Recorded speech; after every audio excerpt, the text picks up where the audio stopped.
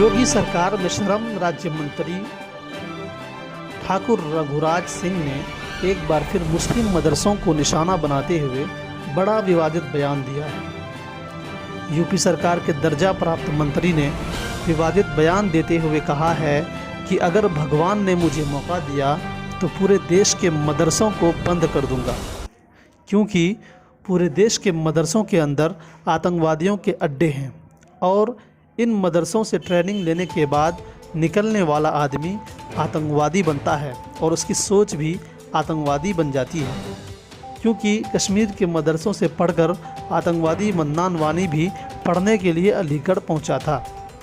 भगवान ने मुझे कभी मौका दिया तो पूरे देश के मदरसे बंद कर दूंगा। मदरसे जो हैं वह आतंकवादियों के अड्डे हैं, आतंकवादी की ट्रेनिंग दी जाती है, क्योंकि यहाँ से जो आदमी निकलता है जो मदरसे से वह आतंकवादी बनता है, उनकी सोच आतंकवादी बनती है। इस विवादित बयान पर नेता और मुस्लिम उलेमाओं ने अपनी प्रतिक्रिया दी है।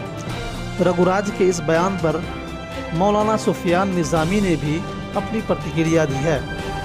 उन्होंने कहा है कि इस तरह के बयान सोची समझी साजिश के तहत दी जाती है।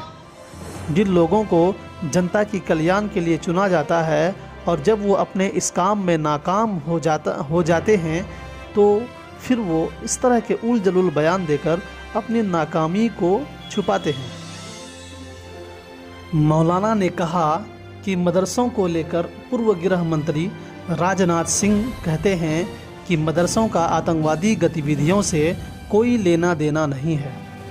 मदरसों का अपना एक अलग इतिहास है।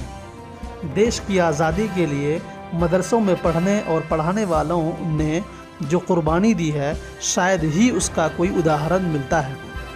मौलाना ने कहा कि ये जो बयान दिए जा रहे हैं, दरअसल ये उनकी मानसिक स्थिति को दर्शाता है। वो जनता के मुद्दों को हल करने में पूरी तरह विफल हो गया है। आपको बता दें कि यूपी में 2022 में विधानसभा का चुनाव है।